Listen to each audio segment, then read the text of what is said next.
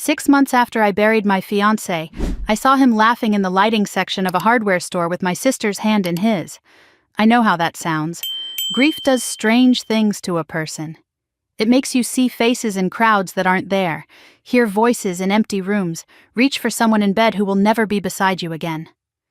For 6 months I'd been living in that fog, convincing myself that every tall man with dark hair might be Daniel, that every laugh that sounded like his was just my broken mind playing tricks. But this wasn't a trick. This was real. I stood in aisle 7 of the Lowe's on South Virginia Street in Reno, Nevada, and I watched my dead fiancé pick out light fixtures with my older sister like they'd done it 1,000 times before.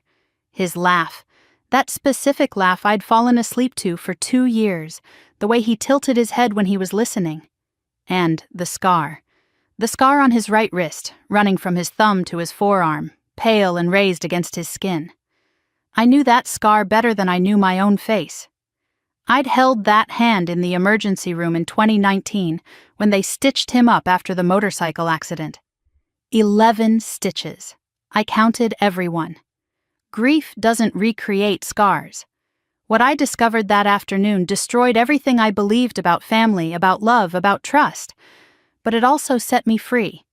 And by the time I was done, I took everything back. Let me tell you how it happened. It was a Saturday in late October, just past 2 in the afternoon. I'd been at Lowe's for almost an hour, wandering the aisles without much purpose. That had become my weekend routine since Daniel died, finding projects around the apartment that didn't need doing, buying supplies I didn't need, anything to fill the hours that used to belong to us. I was in the electrical section, staring at a wall of outlet covers without really seeing them, when I heard his voice. Not just any voice. Daniel's voice. That particular tone of mild frustration he used when something wasn't going the way he wanted. I'd heard it 1,000 times. When the Wi-Fi went out. When his coffee order was wrong. When I forgot to pick up his dry cleaning. It was so familiar that my body recognized it before my brain did. My hand freezing on the package I'd been holding, my heart stuttering in my chest. No, I told myself. It's not him. It can't be him. Daniel is dead. You buried him 6 months ago. You threw dirt on his casket. You cried so hard you couldn't stand. But my legs were already moving, carrying me toward the sound like they had a mind of their own. I turned the corner into the lighting section, and there he was. He had his back to me at first, but I knew. I knew the width of his shoulders, the way he stood with his weight shifted slightly to his left leg, the particular shade of brown his hair turned in artificial light. He was wearing a blue polo shirt I'd never seen before and khakis that looked new. He was pointing at something on a high shelf, talking to a sales associate about recessed lighting options. And standing next to him, close enough that their arms were touching, was my sister Lauren. She was 40 years old, 5 years older than me, and she looked different somehow. Her hair was styled in a way I didn't recognize, softer and more feminine. She was wearing a sundress that showed off her figure, something I'd never seen her wear in all our years of family dinners and holiday gatherings. She was looking up at Daniel with an expression I knew intimately because I'd worn it myself for 2 years. Adoration. Complete, unguarded love. Daniel turned slightly, reaching for something, and the light caught his profile. My knees nearly buckled. It was him. Not someone who looked like him, not a grief-induced hallucination, but Daniel James Mercer. The man I'd planned to marry, the man whose closed casket I'd wept over, the man whose grave I still visited every Sunday to leave flowers. And then I saw it. His right wrist, exposed as he reached up toward the shelf. The scar. Pale, raised, unmistakable. The exact scar I'd traced with my fingertips on lazy Sunday mornings. The one he said made him feel self-conscious. The one I told him was just another part of him I loved. The package I'd been holding slipped from my fingers and hit the floor with a clatter. Neither of them looked my way. They were too absorbed in each other, in their light fixtures, in whatever life they'd built while I was busy mourning a man who wasn't dead. I should have walked up to them. I should have screamed, demanded answers, made a scene that would have brought every employee in the store running. But I couldn't move. I couldn't breathe. I stood frozen in the aisle, watching my fiancé and my sister shop together like a couple, and something inside me went very cold and very quiet. Lauren laughed at something Daniel said, that light, girlish laugh I'd never heard from her before, and put her hand on his arm. He smiled down at her, that smile I thought was mine, and I noticed something glinting on his wrist. His watch. The watch I'd given him for our engagement, the one he'd said was the most meaningful gift anyone had ever given him. He was still wearing it. They headed toward the checkout, and my paralysis broke. I followed them, staying far enough back that they wouldn't notice, my heart pounding so loud I could hear it in my ears. They paid for their purchases, cash I noticed, not a credit card, and walked out into the October sunshine holding hands. I made it to my car on autopilot, fumbling my keys twice before getting the door open. Their silver Lexus, Lauren's car, was pulling out of the parking lot, heading east. I started my engine and followed. I don't remember much of the drive. I remember staying 2 or 3 cars back, just like they do in movies. I remember my hands shaking on the steering wheel. I remember the October sun glaring through my windshield, making my eyes water. Or maybe that was something else. The drive took about 30 minutes, winding through suburban streets I didn't recognize until we crossed into Henderson. They pulled into the driveway of a beige ranch house with white trim, the kind of house you'd see in 1,000 neighborhoods across America. Unremarkable, anonymous. The perfect place to hide. I drove past, circled the block, and parked 4 houses down where I could see the front door. Daniel got out of the car, stretched like a man who was home, and started unloading bags from the trunk. Lauren joined him, and they walked toward the front door together. I watched through my windshield, barely breathing, waiting for something I couldn't name. The front door opened before they reached it. A little girl ran out, maybe 6 or 7 years old, with dark hair and pigtails, and a smile that lit up her whole face. She ran straight to Daniel with her arms outstretched, shouting words that drifted through my cracked window and shattered what was left of my world. "Daddy!" She called him Daddy. "You're home!" Daniel caught her in his arms and swung her around, laughing, while Lauren ruffled the girl's hair with easy affection. They went inside together, all 3 of them, and the door closed behind them. A perfect little family. My dead fiancé had a daughter, and my sister was playing house with both of them. I sat in my car until the sun went down, watching the house, watching the lights come on one by one, watching silhouettes move past windows. I took pictures with my phone. I wrote down the license plate number. I documented everything I could see because the accountant in me knew that evidence was everything, and because I needed something to focus on besides the scream building in my chest. At 11:43, the last light in the house went off. I started my car and drove home through the empty Nevada streets, my mind churning with a single question that would keep me awake until dawn. If Daniel wasn't in that casket I buried, who was? Daddy! She called him Daddy. The word echoed in my skull like a gunshot, reverberating through every assumption I'd ever made about my life, my family, my future. I sat in my car 4 houses down from that beige ranch house in Henderson, my hands still gripping the steering wheel, and tried to make sense of what I'd just witnessed. The little girl had Daniel's eyes. I'd seen it even from a distance. That particular shade of brown that I used to tell him reminded me of honey in sunlight. She had his smile too, that wide, open grin that made you feel like you were the only person in the world who mattered. She was maybe 6 years old. 6. Which meant Daniel had a child before we ever met.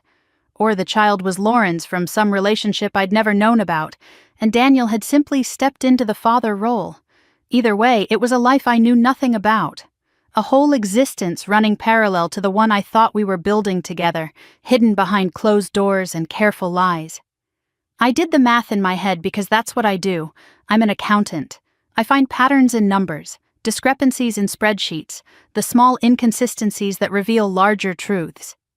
6 years old meant the child was born around 2018 or 2019. Daniel and I met in 2022. We got engaged in 2023. He died in April of 2024, except he didn't die at all. The October night had turned cold, and I realized I was shivering even though I hadn't rolled down my windows. I pulled out my phone and started documenting everything with the methodical precision that had made me good at my job.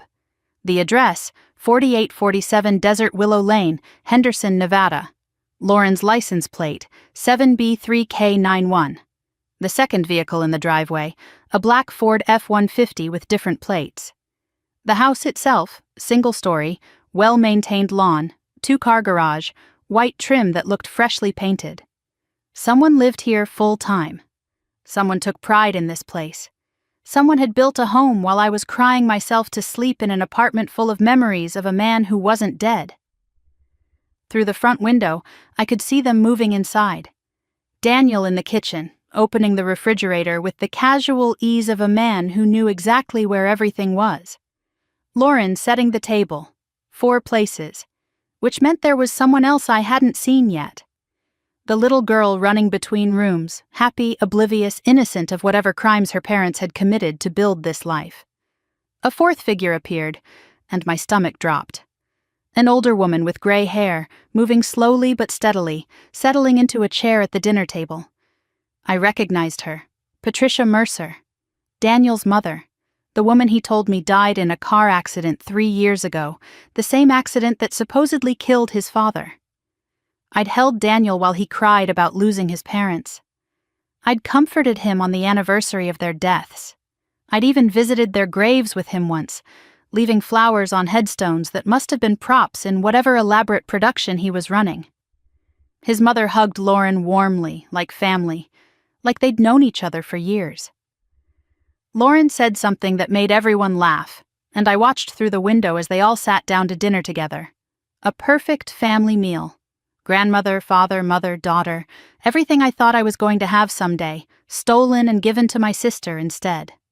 I stayed in that car for hours, watching lights turn on and off, watching silhouettes pass by windows, watching the life I never knew existed play out like a television show I couldn't turn off. At 8:30, dinner ended, and the little girl was taken upstairs, probably to bed. At 9:45, Patricia's car pulled out of the driveway, which meant she didn't live there, just visited. At 10:15, the living room light went off, and a light upstairs came on. 2 silhouettes in the window, Daniel and Lauren. I looked away. Some things I didn't need to see. The memories started flooding back then, unstoppable. The night everything changed. 6 months ago, 3:17 in the morning, my phone buzzing on the nightstand, dragging me out of an exhausted sleep. Lauren's voice on the other end, shaking in a way I'd never heard before. "Emily, there's been an accident. It's Daniel." I remembered the way my heart stopped, the way the room tilted, the way I couldn't form words for what felt like hours but was probably only seconds. "Is he okay?" I'd asked. "Where is he? What happened?" "I'm at the hospital," Lauren said. "Renowned medical center. You need to come. But Emily, prepare yourself." The drive to the hospital was a blur of streetlights and terror. I ran through the emergency room doors still in my pajamas, hair wild, face already wet with tears I didn't remember crying. Lauren was waiting in the lobby, her face streaked with mascara, the perfect picture of a devastated sister-in-law. "He didn't make it," she said, pulling me into her arms. "He was gone before the paramedics arrived." "I'm so sorry, Emily, I'm so sorry." I collapsed. I remember that much. My legs just stopped working and I went down, and Lauren caught me, held me, whispered comforting words into my hair while I screamed into her shoulder. She stroked my back and told me everything would be okay, that she would handle everything, that I didn't have to worry about a single thing. "I'll take care of it all," she said. "The arrangements, the paperwork, everything. You just focus on grieving. Let me do this for you." I'd been so grateful, so pathetically, blindly grateful for my responsible older sister who always knew what to do, who always had everything under control. I never questioned why she was at the hospital before me, how she knew about the accident before I did, why the doctors never spoke to me directly. Lauren handled all of it. The death certificate, the funeral home, the insurance paperwork, the closed casket because she said the accident was too severe. You don't want to remember him that way, Emily. Trust me. And I did trust her. I trusted her so completely that I signed every document she put in front of me without reading a single page. She'd give me pills to help me sleep, and I'd take them without asking what they were, and then I'd sign whatever she needed me to sign through a fog of grief and medication.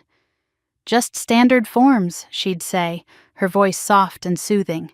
Insurance paperwork, bank authorizations.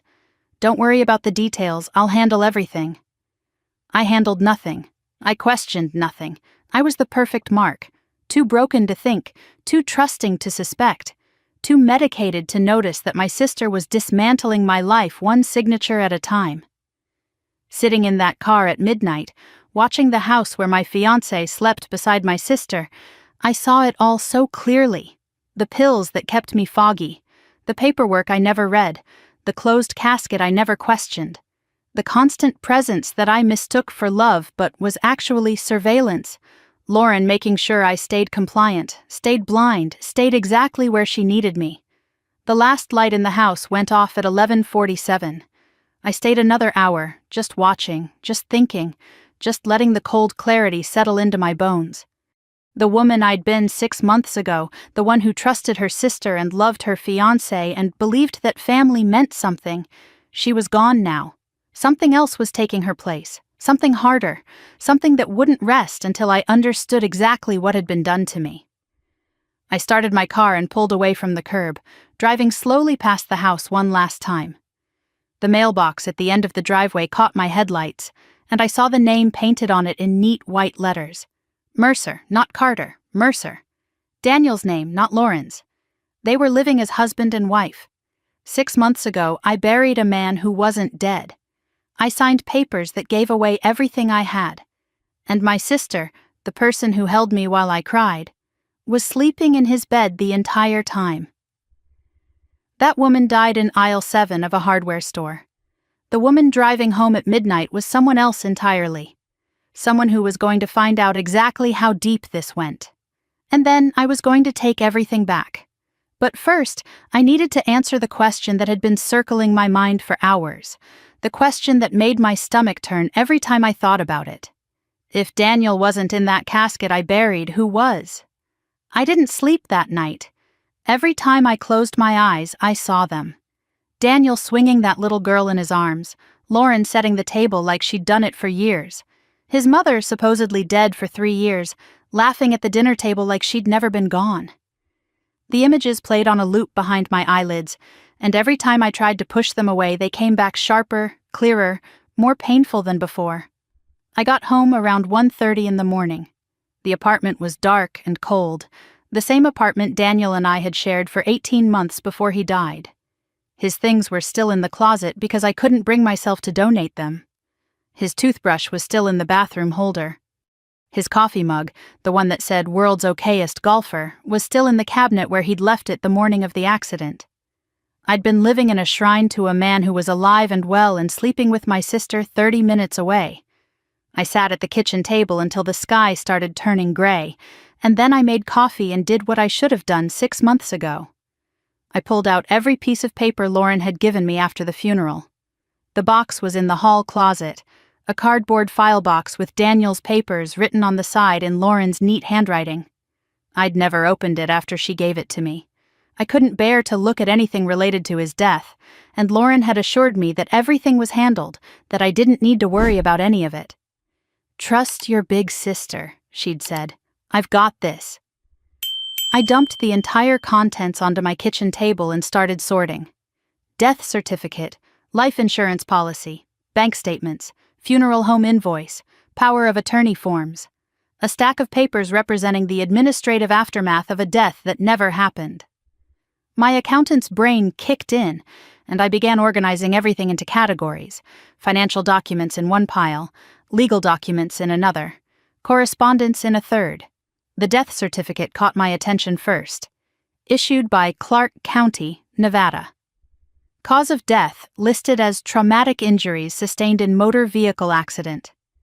Date of death, April 15, 2024. Certifying physician, a Dr. Marcus Webb. I'd never heard that name before. Never spoken to any doctor about Daniel's death. Lauren had handled all of it. I noticed something else. The accident location was listed as Highway 95, mile marker 47. But Lauren had told me it happened near the Boulder City exit, which would be around mile marker 23, a small discrepancy, the kind of thing most people would overlook.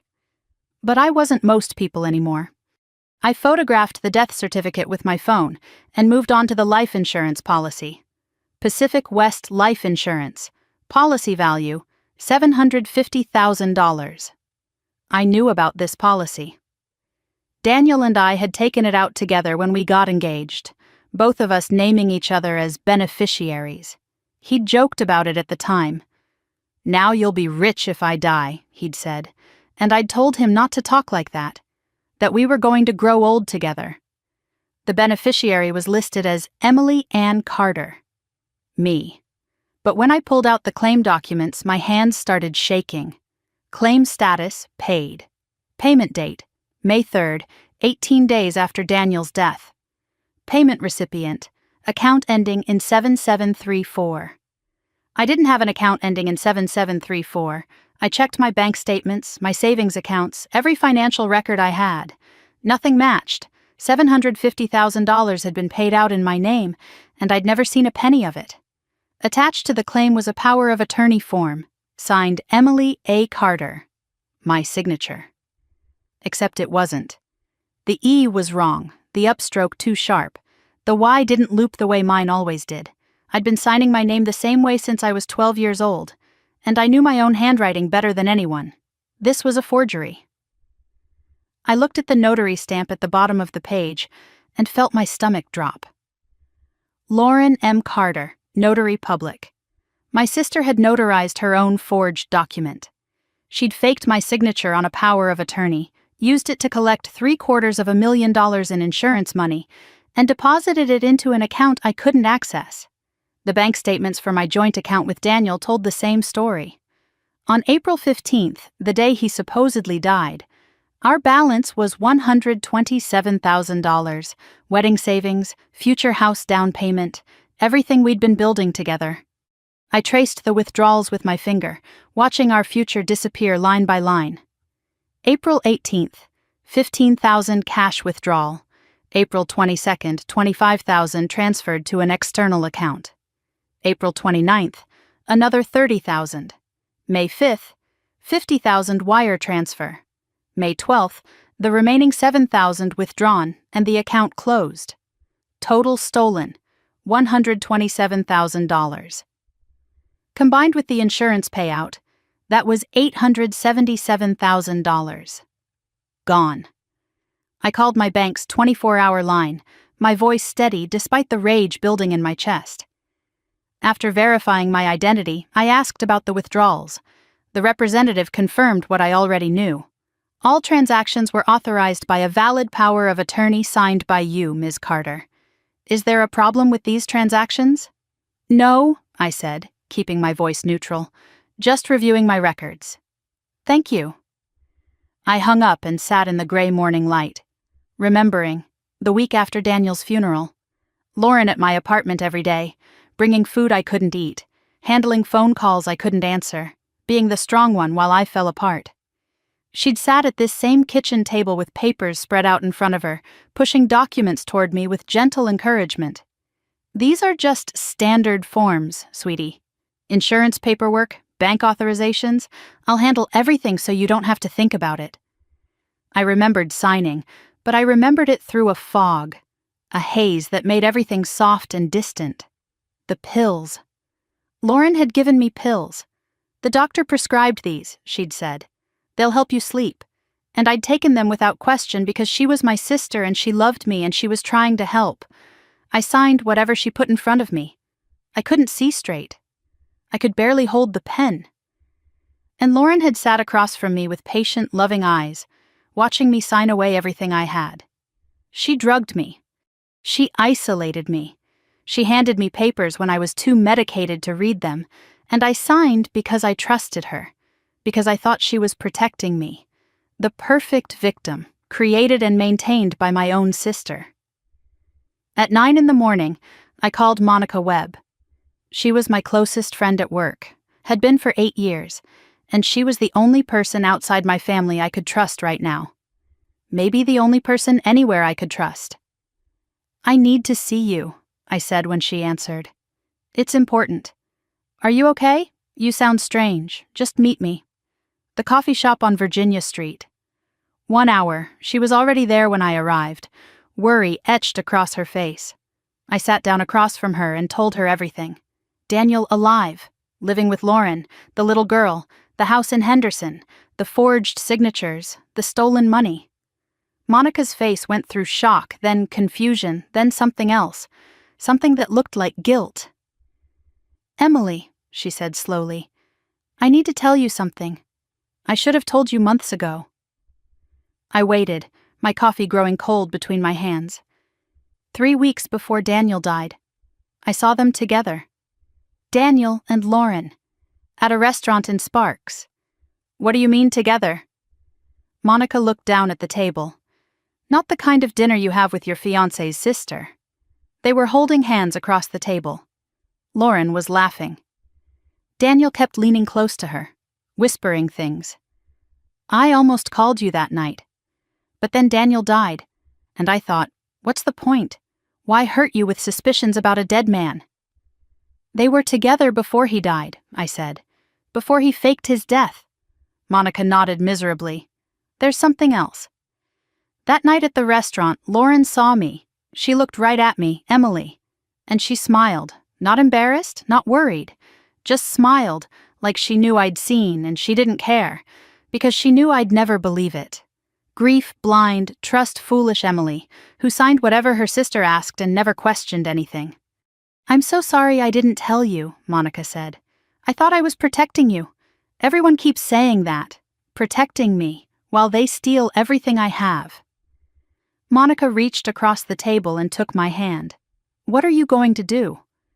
I thought about the forged signatures, the offshore accounts, the life insurance, the years of lies. I thought about my sister's smile when she knew she'd been caught, the confidence of someone who believed she would never face consequences. "I'm going to find out exactly how much they took," I said. "Then I'm going to take it all back." Monica squeezed my hand. "You need help. Professional help. Not a therapist. An investigator."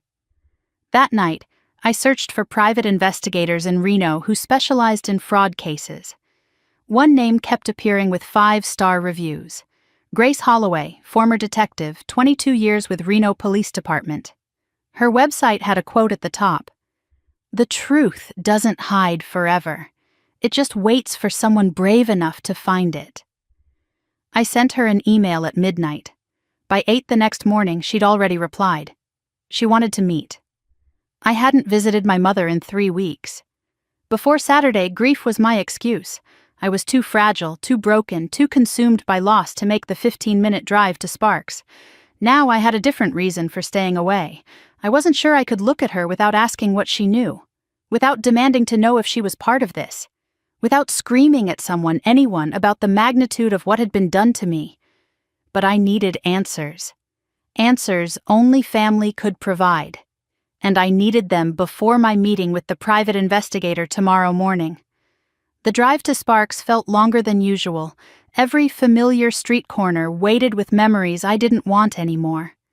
My mother Margaret was 67 years old, widowed 2 years ago when my father Richard died of a heart attack in his living room watching Sunday football. She'd been fragile ever since, leaning on Lauren for everything, trusting her oldest daughter to handle the things she couldn't face, just like I had. We were both marks in Lauren's long con, I was starting to realize. The only question was how much my mother knew.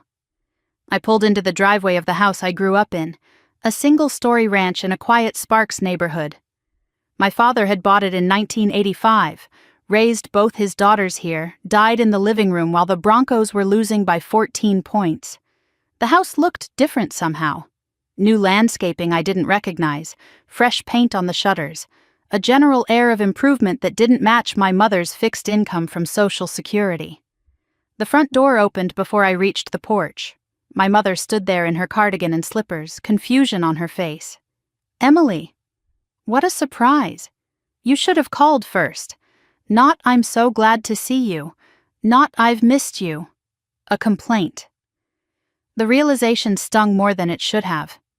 I hugged her at the door, feeling how thin she'd gotten, how fragile her shoulders were beneath my hands. She smelled like lavender, Lauren's signature scent, the one that used to mean comfort and now made my stomach turn. Inside, the house was immaculate, cleaner than my mother could manage on her own. Someone had been helping her, organizing her, controlling her environment. Photos lined the walls, mostly of Lauren. Graduation photos. Her first wedding, the one that ended after 2 years. Professional headshots from some career milestone I'd forgotten. My own photos were there too, but pushed to the corners, older, fewer. A new photo on the mantel caught my attention. Lauren with a little girl I didn't recognize. Dark hair and pigtails, wide smile, the same child I'd watched run into Daniel's arms 2 days ago, calling him Daddy. The photo was displayed prominently, center of the mantel, like it belonged there. My mother had a picture of my dead fiancé's secret daughter in her living room, and she'd never mentioned the child to me, not once. We settled in the living room with tea served in the good china. Small talk about weather and her garden club and the neighbor's new dog. I waited for my opening, then steered the conversation where I needed it to go. "How's Lauren doing? I haven't talked to her much lately." My mother's face softened the way it always did when she talked about her favorite daughter. "Oh, she's wonderful. So busy with everything. She calls me every single day. Unlike you." The unspoken comparison hung in the air between us. "I've been meaning to ask about Dad's estate." I realized I never really understood how everything was divided. Something flickered across my mother's face. Discomfort, quickly masked. "Your father left everything to be split equally between you and Lauren. But you know you weren't in any state to handle finances after Daniel's accident. So Lauren's managing my share? She's the executor. It made sense. She's so good with money. Do you know how much the estate was worth?" My mother waved her hand dismissively. "Oh, I don't understand all those numbers. Lauren handles everything. She set up my accounts, pays my bills. I don't have to worry about a thing." My mind was racing, doing calculations I couldn't stop. My father had worked 40 years at the power company. His pension alone was substantial. He'd owned a rental property in Carson City that sold after his death. He had a life insurance policy I'd witnessed him sign. The numbers weren't hard to estimate. Lauren told me it was about $400,000, my mother said. After taxes and fees, $400,000. My father's life, reduced to a number that didn't come close to reality. The rental property had sold for $380,000. I'd seen the listing before it closed. His life insurance was $500,000. His pension and retirement accounts were worth at least another $300,000. Even the most conservative estimate put the estate well over $1 million. $400,000 was what remained after Lauren took her cut, her real cut, the one she didn't tell anyone about. I gestured casually toward the mantel, keeping my voice light. "That's a cute photo." "Who's the little girl with Lauren?" My mother beamed. "That's Olivia, Lauren's stepdaughter. Stepdaughter. I didn't know Lauren was seeing anyone." "Oh yes, she's been with Michael for almost 2 years now. Lovely man. A financial consultant. Michael, not Daniel. A different name. An alias for a man who'd been stealing from women under various identities for longer than I wanted to think about. Have I met him?" My mother's smile faltered. "Well, no. Lauren said it was complicated. He was going through a divorce when they met. Very messy. She wanted to keep things private until it was finalized. 2 years. Lauren had been with Michael for 2 years. That meant they were together before my father even died. Before I ever got engaged to Daniel. The timeline made my head spin. Lauren had been planning something before Dad passed. Maybe before I ever met Daniel at all. That's wonderful for her. I'd love to meet him sometime. My mother patted my hand. "I'm sure you will, dear, when you're feeling more stable." The words hit me like a slap. More stable. I kept my voice carefully neutral. Mom, do you think I'm unstable? My mother's face tightened. Sweetheart, you've been through so much. Losing Daniel, the grief. Lauren says you're still struggling. What exactly does Lauren say about me? She set down her teacup with a small clink. She's worried about you. She says you've been paranoid lately, seeing things that aren't there. She mentioned you might need professional help. I went cold. Lauren was already laying groundwork, building a defense before I even made an accusation. If I went to the police tomorrow and said my sister stole everything I had, there would already be a narrative waiting. Poor Emily, lost in grief, imagining conspiracies, making up stories about her dead fiancé being alive. When did Lauren tell you this? Just yesterday. She called to check on me and mentioned she was concerned about you. Yesterday, the day after I saw them at the hardware store. Lauren knew. She'd seen something in my face maybe, or noticed I was acting differently, or simply had instincts honed by years of deception. While I was sitting in my car documenting license plates, she was on the phone with our mother, painting me as a crazy woman who couldn't be trusted. My sister wasn't just a thief, she was a strategist, a planner, someone who thought 3 moves ahead and never left anything to chance. If I confronted her without proof, without documentation, without an army of professionals behind me, she would destroy my credibility before I could open my mouth. I stood to leave, forcing a smile I didn't feel. Thanks for the tea, Mom. I should get going. My mother walked me to the door.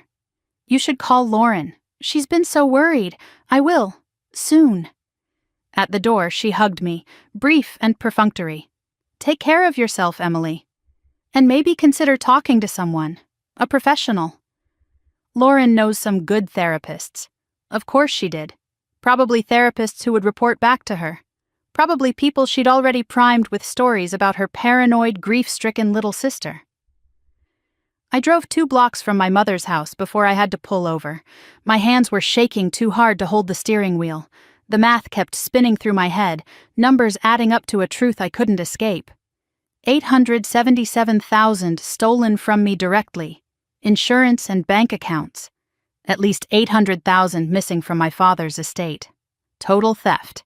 Conservatively estimated $1.67 million, maybe more. This wasn't just about Daniel. This wasn't just about a faked death and a stolen fiancé. Lauren had been running a long con on our entire family for years. My father's estate was probably just one piece of a much larger puzzle. I wasn't the first victim. I was just the one who finally noticed. I pulled out my phone and looked at Grace Holloway's email again. Tomorrow morning, 10 o'clock, her office on Virginia Street. Lauren thought she was the smart one. Lauren thought I'd crumble under grief and never ask questions. She was about to find out how wrong she was.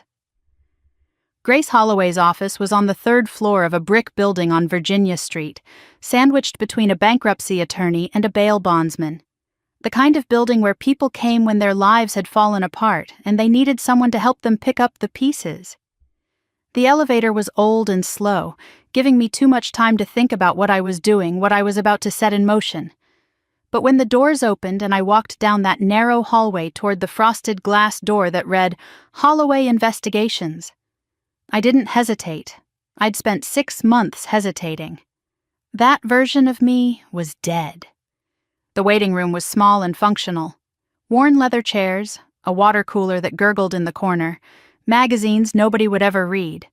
A receptionist who didn't smile looked up from her computer and told me Ms. Holloway would see me now. The inner office was exactly what I'd expected. Filing cabinets lining the walls, caseboards covered with photos and notes, fluorescent lights that made everything look slightly harsh and real. And behind the desk, Grace Holloway herself. She was about 50, with silver-streaked dark hair pulled back from a face that had seen things. Sharp brown eyes that swept over me in a single assessing glance, taking in everything and giving nothing away. She stood to shake my hand, her grip firm and businesslike, no warmth but no coldness either. Just professionalism. Ms. Carter, sit down. Tell me everything. So I did. I started at the beginning, at the hardware store. At the moment I heard Daniel's voice and my world cracked open. I laid the folder I'd brought on her desk, photos from Lowe's, pictures of the Henderson house, license plate numbers, bank statements, the forged power of attorney, everything I'd gathered in the past week. Grace flipped through the documents without expression, making notes on a legal pad in handwriting so neat it looked like a font. I told her about the insurance payout, the drained bank account, the visit to my mother, the missing inheritance money. The way Lauren had already started telling people I was unstable, laying the groundwork to discredit anything I might say. Grace listened without interrupting, her pen moving steadily across the page. When I finished, she set down her pen and looked at me directly. "How much are we talking about?" "Total. At least 1.7 million. Probably more." She whistled softly, the first crack in her professional facade. Then she leaned back in her chair and studied me with those sharp eyes. "Ms. Carter, I need to ask you something directly. Do you want the truth, or do you want comfort? Because in my experience, the truth in cases like this is usually worse than what you're imagining." I didn't hesitate. "I want the truth. All of it." Something shifted in her expression. Respect, maybe. Good. Because I've seen this pattern before. And if I'm right, your sister didn't fall in love with a con man. She hired one. The words landed like a punch. I'd been thinking of Lauren as Daniel's accomplice, his partner in crime, someone who'd been seduced into helping him destroy me. But Grace was suggesting something different, something worse.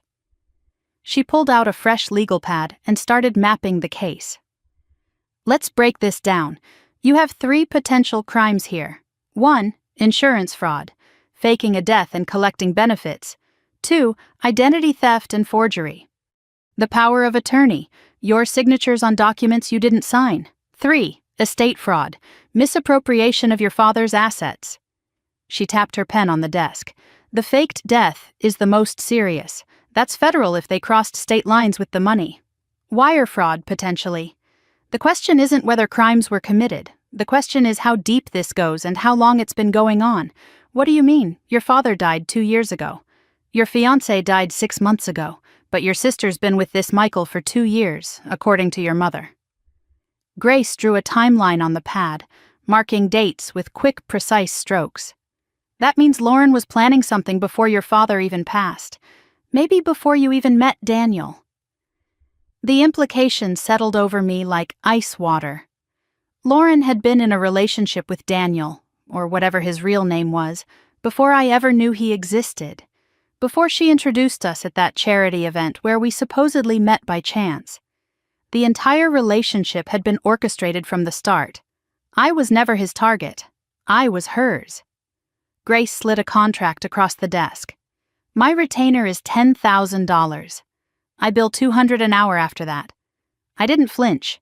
I had savings Lauren didn't know about, a separate account from before Daniel, money I'd kept for emergencies without ever imagining this kind of emergency. "I'll wire it this afternoon. One more thing, if I find evidence of serious crimes, and I will, I'm legally obligated to share that with law enforcement if subpoenaed. I'm counting on it." Grace almost smiled. "Most clients want to keep things quiet, protect the family name. My family name isn't worth protecting anymore. My sister made sure of that." We shook hands, and for the first time since I'd stood frozen in that hardware store aisle, I felt something like hope. I wasn't alone anymore. I had professional help, someone who knew how to find the truth and document it in ways that would hold up in court. Someone who believed me. The next 7 days were the longest of my life. I went to work, pretended everything was normal, smiled at coworkers who told me I seemed better lately, less fragile. Monica checked in every day, her texts a lifeline of support in an ocean of uncertainty. Any news? Not yet, but soon. Lauren's calls went to voicemail. She left messages dripping with concern, her voice sweet as honey and twice as sticky. "Hey, Em, just checking on you. Mom said you visited. Call me back, okay? I'm worried about you." I deleted each one without responding, without letting myself listen to them more than once. I couldn't afford to doubt myself now. I drove past the Henderson house twice during the week, just to confirm it was real, just to see the lights on, the family inside, the life they'd built on the ashes of mine. Both times I stayed only a few minutes, documenting nothing, risking nothing, just watching, just reminding myself why I was doing this. 7 days after our first meeting, my phone rang at 8:15 in the evening. Grace Holloway. "I found him," she said without preamble, "and it's worse than I thought." I sat down on my couch, heart pounding. "Tell me, Daniel Mercer doesn't exist." The identity was created 5 years ago. Social Security number belongs to a baby who died in 1987. Driver's license is a professional forgery. The man you were engaged to, his real name is David Allen Mitchell. Born in Tucson, Arizona, 1986. David Allen Mitchell. The name of a stranger. The name of the man who'd held me, kissed me, asked me to marry him, Grace continued. He has a criminal record. 2 counts of fraud in Arizona in 2015, charges pleaded down, 18 months probation. After that, he dropped off the radar for a while, then resurfaced in California under a different name. He was married to a woman named Jessica Webb. The marriage ended when he disappeared with $200,000 of her savings. Jessica filed a missing persons report, then a fraud complaint. The case went cold.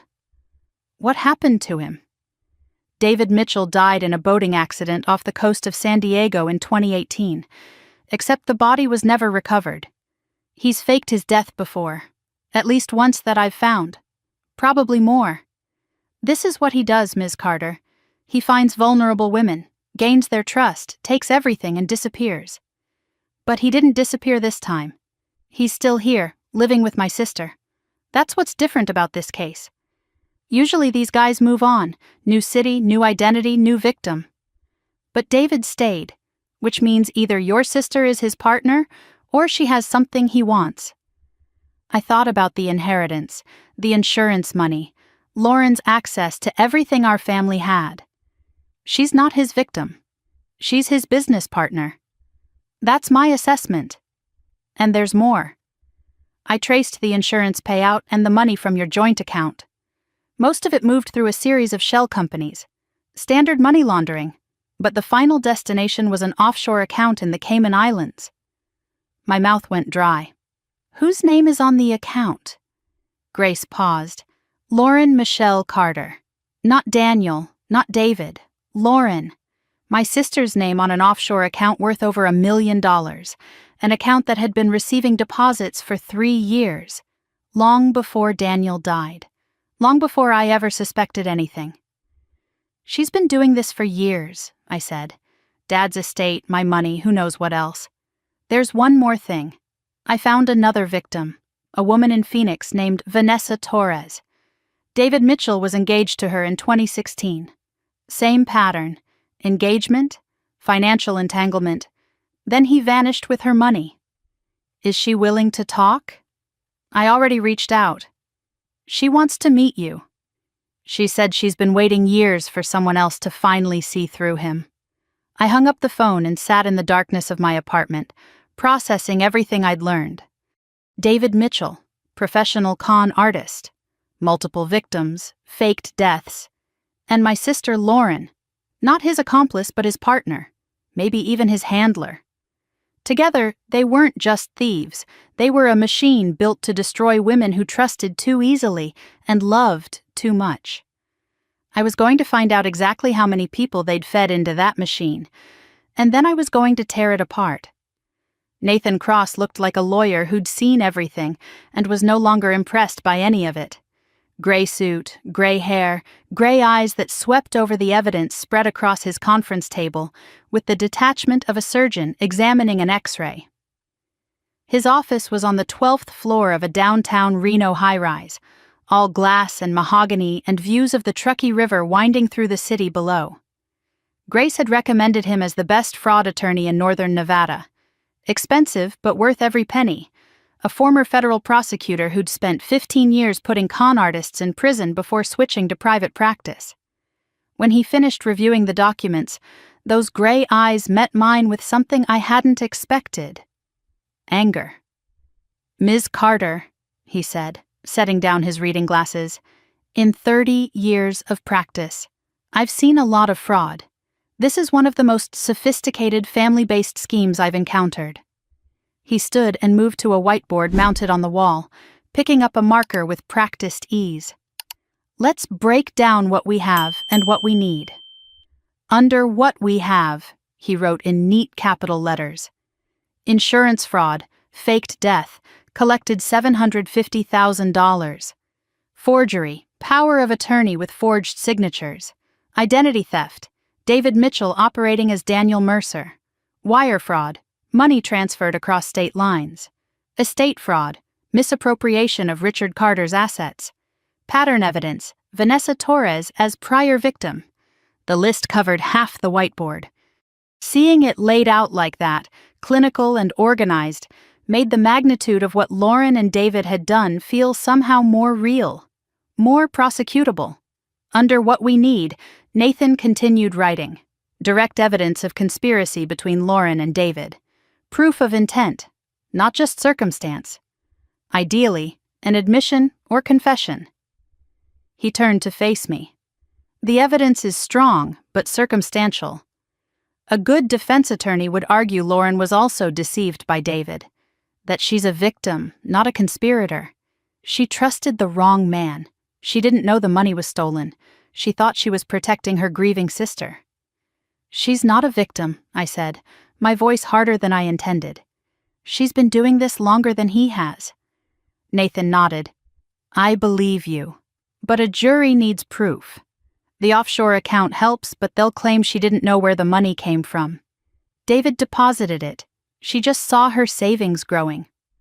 Grace leaned forward. "That's why Emily wants a confession." Nathan set down the marker and studied me for a long moment. "A recorded confession would be ideal, but it has to be obtained legally, or it's worthless." He explained Nevada's recording consent laws. One-party consent state, which meant I could legally record any conversation I was part of without the other person's knowledge. The recording would be admissible in court as long as it met certain criteria. No coercion or threats to obtain the confession, no false promises of immunity or deals. It had to be my own conversation, not surveillance of others talking. And the recording quality had to be clear enough to authenticate. If you trap them into confessing through entrapment, Nathan warned, threats, blackmail, promises you can't keep, the confession gets thrown out and you could face charges yourself. I won't threaten them. I just want them to tell the truth." He almost smiled. "In my experience, the truth is what con artists are worst at. They'll lie, deflect, gaslight. You'll need to be prepared for every tactic they might use." Grace pulled out new files from her briefcase. "While you were setting up this meeting, I wasn't idle. The first file contained a report from Dr. Patricia Lehman, a certified forensic document examiner. She'd compared my genuine signatures with those on the power of attorney documents.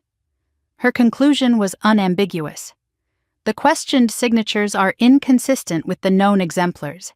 These signatures were not written by Emily Carter. Professional opinion, forgery, with a high degree of certainty." The second file made my stomach turn. Grace had traced the body in Daniel's casket through funeral home records and crematorium paperwork. The corpse wasn't Daniel Mercer.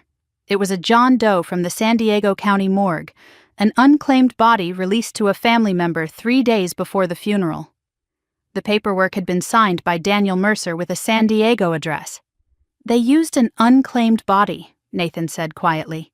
"That's calculated. That's premeditated." "They planned this down to the corpse," I said. "There's more," Grace added. "The funeral home director remembers Lauren. She paid cash. $8,000. Direct evidence linking my sister to the procurement of a body for a fake funeral. Not circumstantial. Not something a defense attorney could explain away.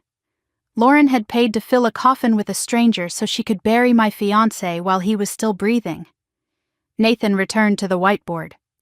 "Let's design the confrontation." He outlined 3 options. Confront them at the Henderson house, which would catch them off guard, but gave them the ability to refuse to talk and close the door in my face. Lure Lauren to a neutral location, which would make her more likely to talk, but meant David wouldn't be present. Or a family gathering, natural setting with Lauren's guard down, but emotionally complicated with my mother present. I want both of them, I said, Daniel and Lauren together. Then we need to get them in the same place thinking they're safe, Grace said. I thought about Lauren's voicemails, the ones I'd been deleting for weeks. She'd been calling constantly, checking in, making sure I stayed compliant and unaware. She wanted to see me. She wanted to make sure her paranoid little sister hadn't figured anything out. Lauren's been calling me for weeks. She wants to check on me. What if I finally call her back? Nathan's eyebrows rose. Go on. I tell her I'm struggling, that I need my sister, that I want to visit Daniel's grave and get some closure. She'll offer to come with me. She won't be able to resist playing the supportive big sister one more time. Grace nodded slowly. And at the cemetery, you suggest stopping by her place afterward. You want to see her new house. You want to meet Michael. She can't refuse without looking suspicious, I continued. And Daniel will be there. You draw them out by being the grieving sister who needs help, Nathan said, the role they've cast you in from the beginning. Exactly. I'll give them the victim they expect, right up until I'm not. The next week was intensive preparation. Grace provided professional recording equipment, a digital recorder so small it could fit in my bra, 12 hours of battery life, audio quality tested and verified. We did multiple dry runs in her office, checking clarity at various distances, making sure the device was comfortable enough that I'd forget it was there. Nathan coached me on questioning techniques, open-ended questions that invited confession without demanding it.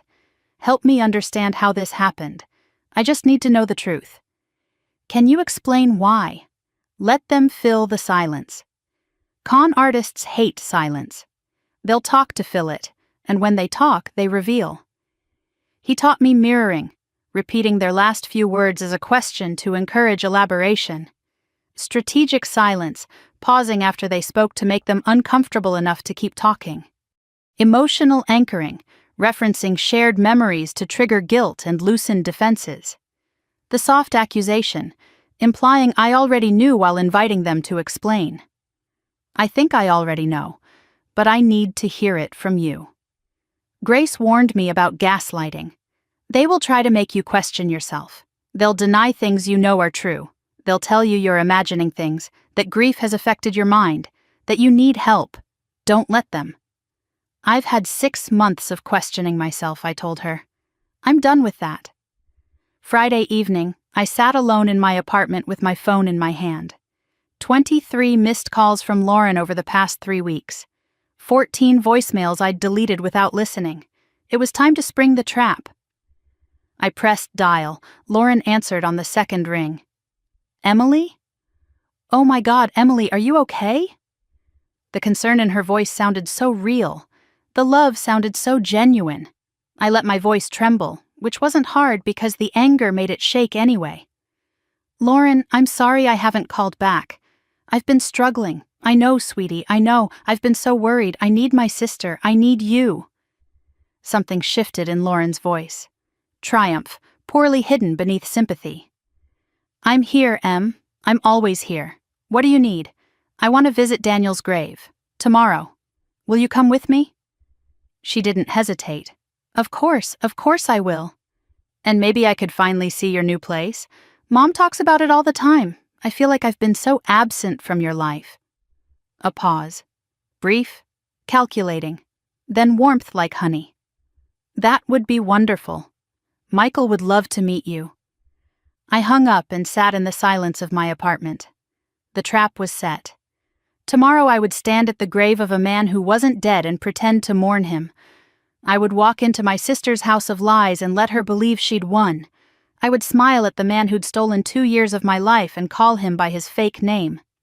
And then, when they were comfortable, when they thought I was still the broken little sister they'd destroyed, I would watch their faces as everything they'd built came crashing down. Lauren wanted the old Emily, the trusting one, the foolish one. Tomorrow she was going to meet someone else entirely. I woke before dawn on the day I would destroy my sister.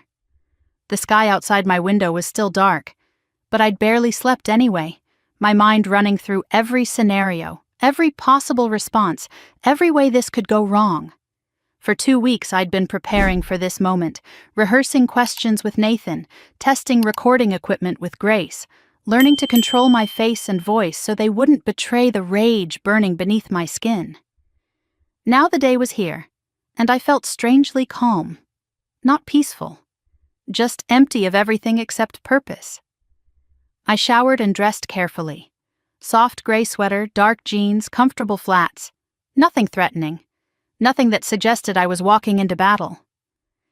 I looked in the mirror and saw a tired woman, fragile around the edges, exactly what Lauren expected to see.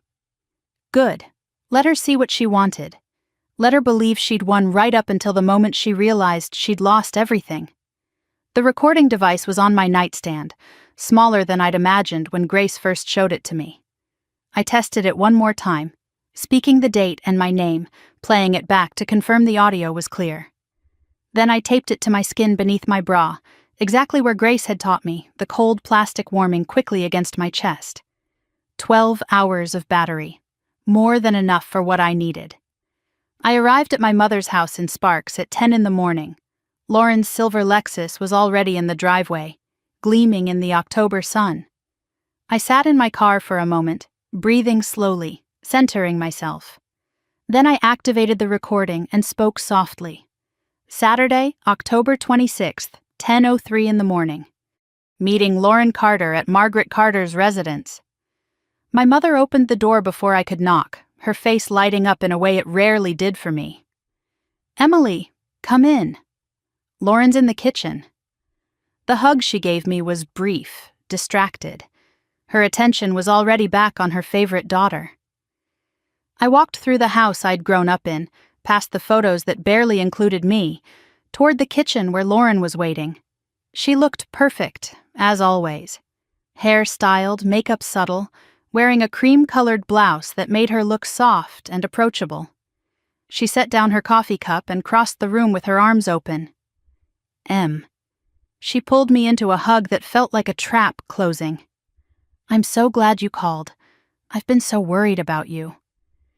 I made myself soften into her embrace, made my voice small and grateful. "I know. I'm sorry. I just needed time."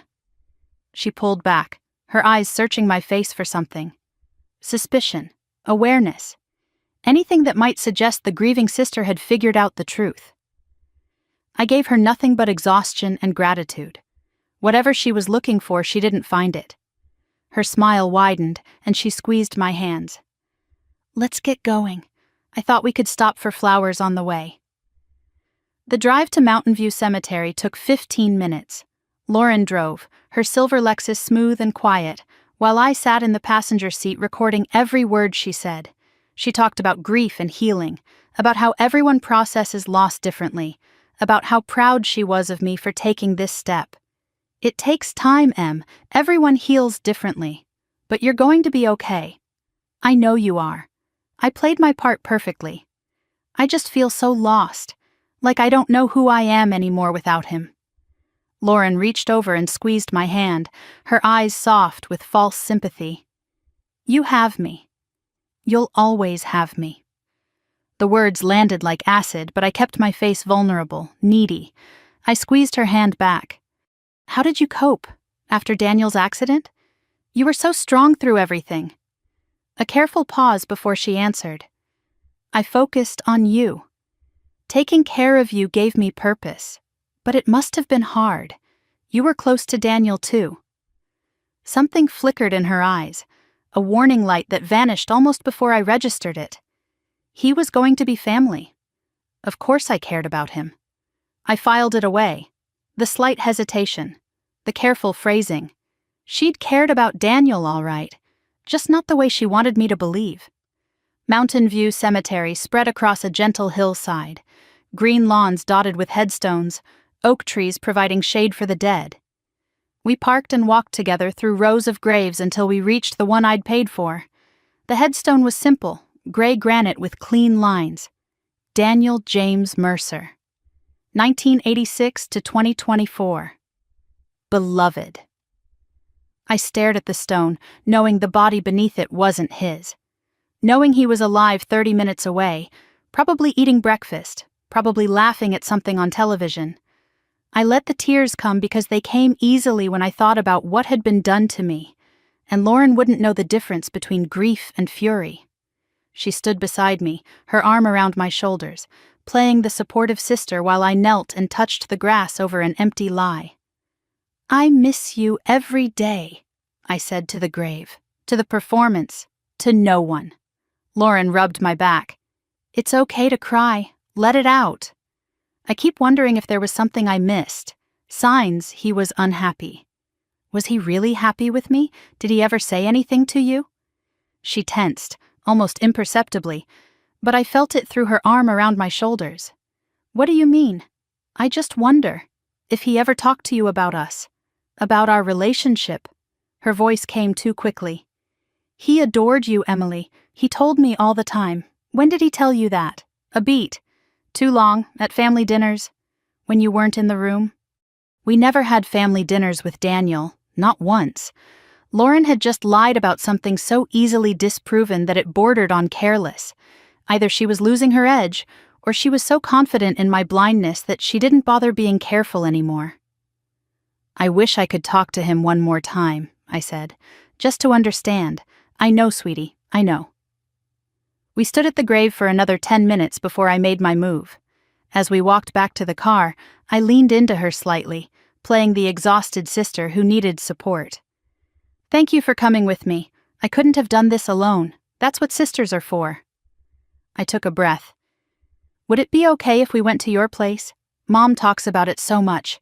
I feel like I've been hiding from everything, including your new life. I'd love to see what you've built. Lauren's expression flickered. Just for an instant, something calculating moved behind her eyes. Then warmth flooded back, the concerned sister making room for the proud homeowner. Of course, Michael would love to meet you. He's heard so much about you. Is he home today? He works from home most days, consulting work. I almost laughed. Consulting, that sounds nice. And Mom mentioned you have a stepdaughter?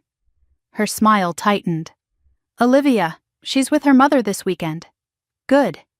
No child present for what was about to happen. I'd love to see your home, Lauren, see what you've built. She started the car. Then let's go. It's about 30 minutes from here. The drive to Henderson felt longer than it should have. Lauren filled the silence with stories about her new life, how she'd met Michael at a financial planning seminar, how he'd been going through a difficult divorce, how they'd just connected over shared experiences. I listened and recorded and said nothing that might alert her that I knew Michael was David, Daniel was a lie built on the bones of women he'd destroyed. We pulled into the driveway at 4847 Desert Willow Lane. The same beige ranch house I'd watched from my car 2 weeks ago. The same white trim, the same manicured lawn, the same life built on my stolen money. Lauren led me up the front path. Michael, we're here. The door opened. And there he was. Daniel, David, whatever name he was using today. He stood in the doorway wearing a polo shirt and khakis, the perfect suburban husband costume, his face arranged in welcoming warmth. Older than when I'd loved him, but unmistakably the same man, the same smile, the same posture, the same scar on his wrist that I'd kissed 1,000 times. You must be Emily. His voice was warm, friendly, utterly false. I've heard so much about you. I extended my hand, forced myself to touch him, to shake the hand that had signed forged documents and taken everything I had. Michael, it's so nice to finally meet you. His grip was firm, confident, the handshake of a man who thought he'd won. Come in, come in. Lauren's told me everything about her amazing little sister. I stepped across the threshold into the house my money had paid for. The recording device hummed silently against my chest, capturing every word. The living room was tasteful, expensive, full of furniture and artwork purchased with stolen funds. family photos on the walls, including a wedding picture I'd never seen. And on his wrist, catching the light, the watch I'd given him for our engagement. "This is beautiful, Lauren. You've really built something special here. We've been blessed. Michael's consulting has been very successful." Daniel sat down beside Lauren on the couch, his arm around her shoulders, the picture of domestic happiness. "So, Emily, Lauren says you've been going through a hard time." I looked at the man who'd proposed to me with a ring bought with another woman's money, at the sister who'd held me while I cried for a death she'd invented. They sat together in a house built on theft and lies, asking about my hard time with all the concern of wolves inquiring about a lamb's health. "I have been struggling," I said, letting my voice tremble. "But I'm starting to feel like I understand things better now, like pieces are finally coming together." Lauren's smile didn't waver, but something shifted in her eyes. Daniel's hand tightened almost imperceptibly on her shoulder. The trap was set. The recording was running, and they had no idea that the lamb had learned to bite. The silence after my words lasted only a second, but I felt every fraction of it. Lauren's smile stayed fixed, but her eyes had sharpened. Daniel's hand on her shoulder tightened, a small movement easily missed if you weren't looking for it. I was looking for it. I'd been watching for every tell, every flicker of discomfort, every crack in their carefully constructed facade. And I'd just seen the first one. Lauren recovered first. She'd had more practice at this. "That's wonderful, Em. Clarity is part of healing." Daniel nodded, relaxing his grip on her shoulder, widening his smile. "Grief has a way of making everything confusing. I'm glad you're finding your way through." They were testing me, probing for how much I knew. I gave them nothing but a soft, tired smile. "It's been a long 6 months.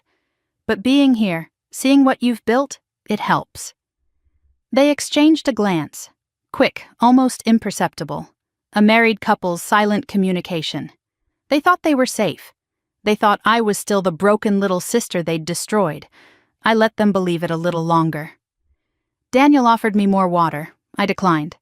I shifted the conversation casually, keeping my voice light. "Michael, Lauren mentioned you're in consulting." "What kind?" "Financial planning, mostly. Helping people protect their assets, plan for retirement." The irony nearly choked me, but I just nodded. "That sounds rewarding." "It is. I like helping people." His smile didn't reach his eyes. It never had, I realized now. I'd just been too in love to notice. I turned to Lauren. "And you've been so busy with Mom's affairs since Dad passed. I don't know how you manage everything." She waved dismissively. "Family takes care of family, you know that." "I do. I just wish I could have helped more with Dad's estate. I feel like I left everything to you." Something flickered in her eyes. "You were grieving, Em. First Dad, then Daniel. You couldn't be expected to handle financial details. How much was the estate again?" "Mom mentioned 400,000, but that seems low for Dad's whole life's work." The temperature in the room dropped. I could feel it, the sudden chill of danger recognized too late. Lauren's smile tightened. "These things are complicated. Taxes, fees, probate costs. 400 was what remained after everything." I nodded slowly. "That makes sense. I guess I just remember Dad talking about his investments. He was always so proud of what he'd built." Dad exaggerated sometimes. "You know how he was." "Did he?" "I remember the rental property in Carson City sold for over 300,000, and his life insurance was 500,000. I was there when he signed the policy." The silence was heavy, dangerous. Daniel shifted on the couch, his easy manner stiffening. Lauren's voice cooled. "Emily, where is this going?" I met her eyes. "I'm just trying to understand. The numbers don't add up." Lauren stood, moving toward the kitchen. "Let me get us some snacks. We can talk about this later." "Lauren." My voice stopped her. It wasn't loud, but something in it made her freeze. "Sit down." She turned, studying me with new eyes. Daniel stood. "I think maybe Emily's tired. It's been an emotional day. We should probably." "Sit down, David." He froze. The name hung in the air between us, filling the room with its weight. Lauren's face went pale. "His name is Michael," she said automatically. "No, it isn't." The masks began to crack. I could see it happening in real time, the careful facades they'd built crumbling under the weight of 3 words. Lauren and David stood frozen, recalculating everything they thought they knew about this conversation, about me. I continued, my voice steady. "His name is David Allen Mitchell, born in Tucson, Arizona, 1986. 2 fraud convictions in Arizona in 2015. Previously engaged to Vanessa Torres in Phoenix. Stole $180,000 from her. Married to Jessica Webb in California. Stole $200,000 and faked his death in a boating accident." David's face went white. Lauren's jaw tightened until I could see the muscles straining. Should I keep going? Lauren recovered first, years of practice steadying her voice. "Emily, I don't know what you think you found, but I found the offshore account, Lauren. In your name.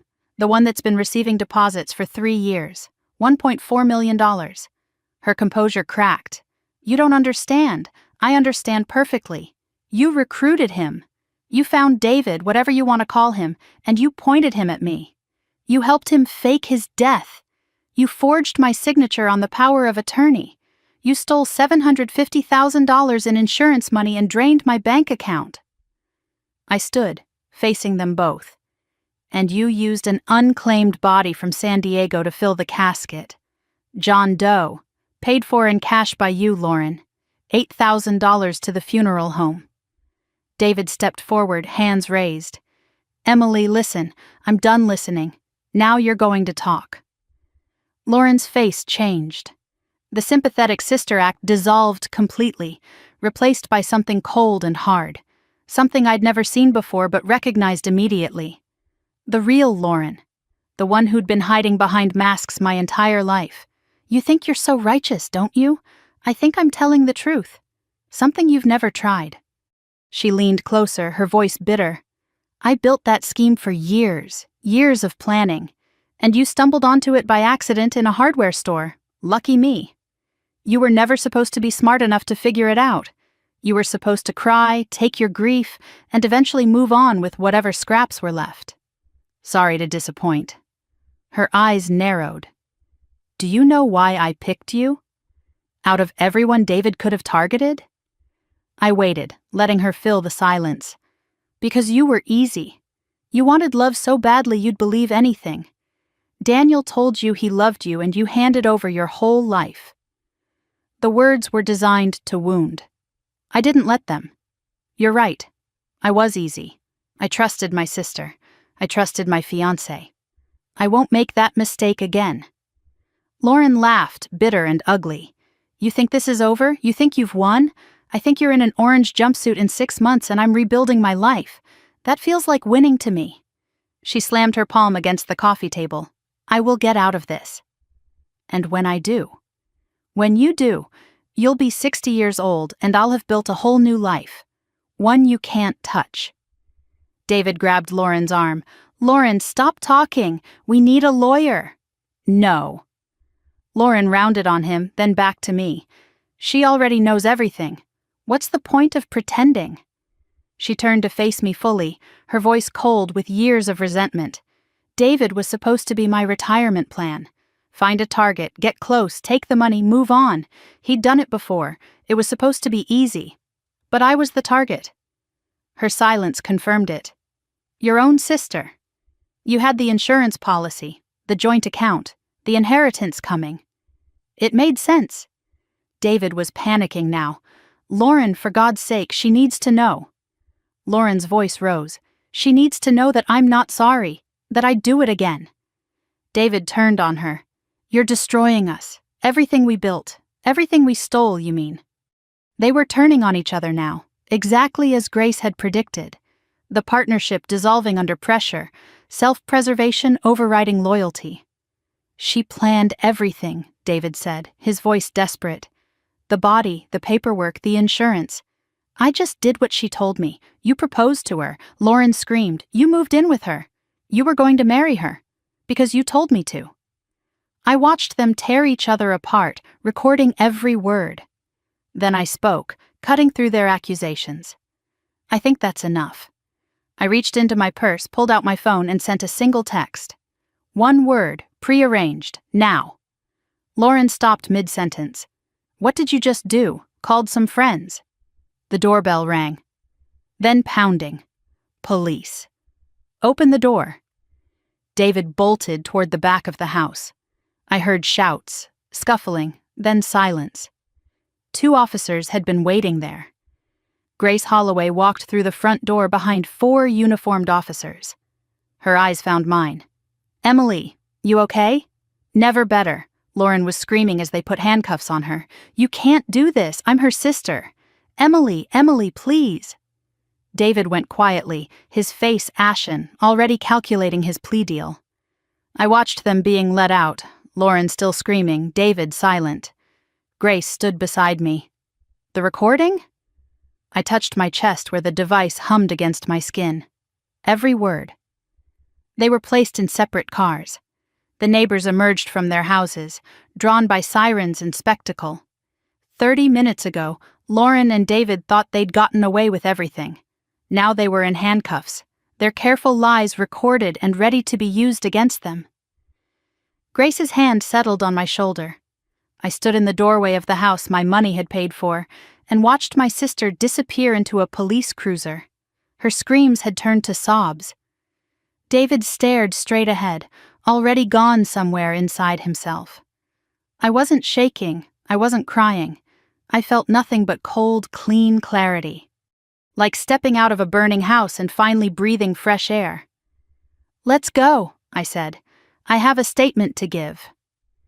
The fluorescent lights of the Las Vegas Metropolitan Police Department made everything look slightly unreal. The beige walls, the gray metal desks, the detectives who'd been waiting for us with coffee that had gone cold hours ago. I'd been answering questions for 3 hours, my voice hoarse, my body exhausted, but I kept talking. After 6 months of silence, I had a lot to say. Detective Maria Santos sat across from me, a woman in her mid-40s with sharp eyes and no tolerance for nonsense.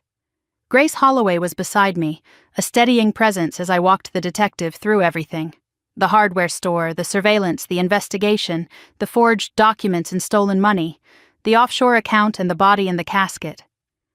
I handed over the recording device, watched them document the chain of custody, and felt something loosen in my chest. Ms. Carter, Detective Santos said when I finished, this recording is going to be very useful. That was the idea. The detectives exchanged a look. Respect mixed with something else. Most victims don't build a case this solid before coming to us. I had good help, and I was very motivated. Santos outlined the preliminary charges. For Lauren Michelle Carter, insurance fraud, forgery, identity theft, conspiracy to commit fraud, theft by deception, improper disposal of human remains. 6 felonies. For David Allen Mitchell, the same charges plus existing warrants from California and Arizona. Federal charges were likely for both of them, wire fraud across state lines. Your sister is looking at 15 to 25 years if convicted on all counts, Santos said. I absorbed this. My sister. In prison for 2 decades. The woman who'd braided my hair when we were children, who'd held my hand at our father's funeral, who'd stroked my back while I sobbed over a man she knew wasn't dead. 25 years in a cell. I felt nothing. Not satisfaction, not grief. Just a hollow space where something used to be.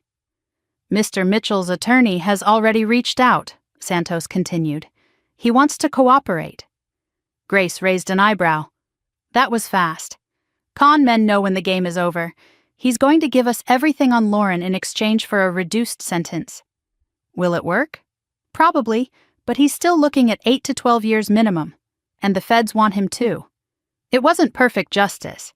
David would serve less time than Lauren even though he'd been doing this for years, destroying women across multiple states. But Lauren was the mastermind. Lauren had targeted her own sister. In the calculus of the legal system, that counted for something. It was past midnight when I finally left the station. Grace offered to drive me home, but I shook my head. I need to tell my mother. Before she hears it somewhere else. Emily, it's after midnight. You're exhausted. She needs to hear it from me. Not from the news, not from a phone call. Grace didn't argue. She understood. The drive to Sparks took 30 minutes through empty streets. 30 minutes to figure out what I was going to say. How do you tell your mother that her favorite daughter is a criminal? That the family she thought she had was built on lies? That she'd been manipulated too, though not entirely innocent because she'd chosen not to see? I didn't have answers. I just had the truth. My mother's porch light was on when I pulled into the driveway. She never slept well, especially since my father died. I knocked and waited, my heart pounding in my chest. She appeared at the door in her robe, confusion creasing her face. Emily, what's wrong? It's the middle of the night. Can I come in? I need to tell you something. We sat in the living room, the same room where I'd asked about the estate, where I'd noticed the photo of Olivia on the mantel. My mother's hands trembled as she clutched her tea. Lauren was arrested tonight, I said. So was Michael. Except his name isn't Michael. Her face cycled through emotions. Confusion, denial, fear. What do you mean? What are you talking about? I told her everything, Daniel being alive, the faked death, the insurance fraud, the forged signatures, the offshore account, the other victims, the body in the casket that wasn't Daniel at all. I didn't spare details. I didn't soften blows. She needed to know the full truth, not a gentle version of it. Halfway through, she started crying, shaking her head, whispering no over and over. No, Lauren wouldn't do that. She did, Mom. She confessed. I have it recorded. But why? Why would she do this? My answer was honest because she deserved that much. She wanted money, she wanted control, and she didn't care who she hurt to get it. But you're her sister. That didn't matter to her. I was just a target. We both were. My mother looked up, tears streaming down her face. What do you mean, both? Dad's estate, Mom, $400,000. It should have been over $1 million. Lauren's been stealing from you for years. She crumbled completely then. Years of trust collapsing in a single moment. She'd believed Lauren about everything. The estate, my mental state, the way things needed to be handled. She'd let Lauren control her finances, her bills, her entire life since Dad died. And now she had to face the fact that her favorite daughter had been robbing her blind. After the tears subsided, she spoke, her voice broken. She told me you were unstable, that you were imagining things. I know, I believed her. I believed her over my own daughter. You believed what she wanted you to believe. That's what she does. I should have seen it. All those years, all that money she managed, I never questioned anything. Neither did I. For a long time. She reached for my hand. Can you ever forgive me? I didn't answer immediately because I didn't have an answer. The truth was complicated. My mother had failed me, but she'd also been victimized. She'd chosen to believe Lauren, but Lauren had spent decades building that trust. I don't know, Mom. I want to, but I need time. She nodded, accepting. That's fair. That's more than fair. We sat in silence, the weight of everything settling around us. I'm going to help you recover what Lauren took, I said finally. Dad's money. It's still yours.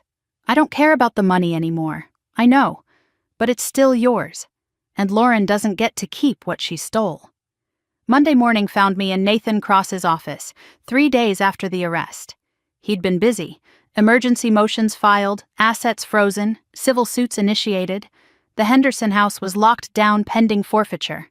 Lauren's Cayman Islands account, $1.4 million, was frozen. Her domestic accounts, another $200,000, untouchable. David had almost nothing in his own name because he'd let Lauren hold the money. Smart in some ways, disastrous in others. The criminal case will take months, Nathan said, maybe a year, but the civil case can move faster. What about the insurance money? Pacific West Life is cooperating. They want their money back too. They're treating the policy payout as fraudulent, which means it's recoverable. And Dad's estate? Nathan leaned back in his chair. That's more complicated. We'll need forensic accountants to trace what Lauren took over the years. But if the money went to her offshore account, we can get it. Do it. Get it all. He nodded and continued. David Mitchell has agreed to full cooperation with federal prosecutors. What's he giving them? Everything. Lauren's role in planning the scheme, names of contacts who helped with the fake documents, the funeral home connection, even other potential victims they targeted before you. My blood went cold. Other victims? Nathan nodded. Apparently you weren't the first person they considered. There were 2 other women Lauren introduced to David over the past 3 years. Both backed out before getting engaged. Cold feet. You were the one who stuck. I was option C or D in my sister's scheme, not even special enough to be her first choice of victim. What does David get in return? 8 years federal, eligible for parole in 5. Better than the 20 he was facing. And Lauren? Nathan's smile was grim. Lauren gets nothing. David's testimony buries her. I walked out of Nathan's office into the October sunshine, my phone buzzing with messages I'd been ignoring for days. Reporters had found my number. Old friends had heard rumors. Monica had texted 17 times. The world was catching up to what had happened in that Henderson living room, but I wasn't ready to talk to any of them yet. There was still one more thing I had to do. Lauren had requested a visitor. She wanted to see me. Against every instinct, against Grace's advice and Nathan's warnings, I was going to go. Not because she deserved it, but because I needed to look my sister in the eye one more time. Not as her victim, not as her mark, as the woman who'd torn her entire world apart. She wanted to see the little sister she'd destroyed. I wanted her to see who I'd become instead. The Clark County Detention Center smelled like industrial cleaner and despair. I'd been warned not to come. Grace called it feeding the wolf. Nathan said I had nothing to gain and everything to lose. But I needed to see her. Not for closure, not for answers. I needed Lauren to see what she'd created when she tried to destroy me. I needed her to understand that the broken little sister she'd dismissed was the one who'd dismantled everything she'd built. Security screening took 20 minutes. ID checked, belongings stored, metal detector, pat down. The visitor's room was exactly what I'd expected from television. Rows of plexiglass partitions with phones on both sides, harsh fluorescent lighting, the constant murmur of desperate conversations. I took my assigned seat and waited, watching other visitors around me. Tired women, crying children, men with hollow eyes. This was Lauren's world now. These walls, this glass, these strangers. A door opened on the other side. Lauren appeared in an orange jumpsuit, her hands cuffed in front of her. She looked 10 years older than she had a week ago. Her hair was unwashed, pulled back in a messy ponytail. No makeup, no carefully chosen outfit. Just the raw reality of a woman who'd lost everything. The guard removed her cuffs and gestured to the seat across from me. Lauren sat down slowly, picked up the phone, and waited for me to do the same. I lifted the receiver but said nothing. "You came," she said. Her voice was raw, hoarse from crying or screaming or both. "You asked." Silence stretched between us, heavy with everything we'd never say again. "Emily, I need you to understand. I understand perfectly." "No, you don't." She shook her head, leaning closer to the glass. "David manipulated me too. He said if I didn't help him, he'd—" I cut her off. "Stop." She blinked, thrown off whatever script she'd prepared. "I have the recording, Lauren. I heard you say you're not sorry. That you'd do it again. Don't insult me with lies. Not now." Her composure cracked for just a moment, then she tried another angle. "We're sisters, Emily. Blood. Whatever happened, we can get through this together." I almost laughed. "Together? You stole everything I had. You stole my fiancé, my money, my father's inheritance. You drugged me and forged my signature while I cried on your shoulder. I was desperate. You were greedy. There's a difference." Her face changed then. The sympathetic sister act dissolved, replaced by something cold and hard. The real Lauren. the one who'd been hiding behind masks my entire life. You think you're so righteous, don't you? I think I'm telling the truth. Something you've never tried. She leaned closer to the glass, her eyes burning. I built that scheme for years. Years of planning, years of patience, years of waiting for the right opportunity. And you stumbled onto it by accident in a hardware store. Lucky me, you were never supposed to be smart enough to figure it out. You were supposed to cry, take your grief pills, and eventually move on with whatever scraps were left. Sorry to disappoint. Her eyes narrowed. Do you know why I picked you? Out of everyone David could have targeted? I waited, letting her fill the silence. Because you were easy. You wanted love so badly you'd believe anything. Daniel told you he loved you and you handed over your whole life without a second thought. The words were designed to wound. To make me doubt myself one more time. I didn't let them. You're right, I was easy. I trusted my sister. I trusted my fiancé. I won't make that mistake again. Lauren laughed, bitter and ugly. You think this is over? You think you've won? I will get out of here. And when I do, when you do, you'll be 60 years old and I'll have built a whole new life, one you can't touch. I stood, ready to leave. Her desperation broke through the anger. Emily, wait. I'm sorry, I didn't mean, we can work this out, we're family. I paused at the partition, then picked up the phone one last time. You want to know why I came? She grabbed her receiver. Why? To gloat? No. To show you something. What? The woman you thought you destroyed. The easy little sister you thought would never fight back. I wanted you to see her standing on this side of the glass while you're on that side. I wanted you to know that you failed. Her face crumbled. I wanted you to spend the next 15 years remembering this moment. Knowing that everything you built is gone, everything you stole is coming back to me, and you will never hurt anyone in this family again. I hung up the phone and walked away. Behind me, Lauren was screaming something, her palm slapping against the plexiglass. I didn't look back. I didn't need to. The trial began 3 months later, in the coldest January Nevada had seen in a decade. The timing felt appropriate. Everything about those proceedings was cold, clinical, methodical. The prosecution built their case brick by brick, and Lauren's defense crumbled under the weight of evidence she never imagined anyone would find. The trial lasted 3 weeks.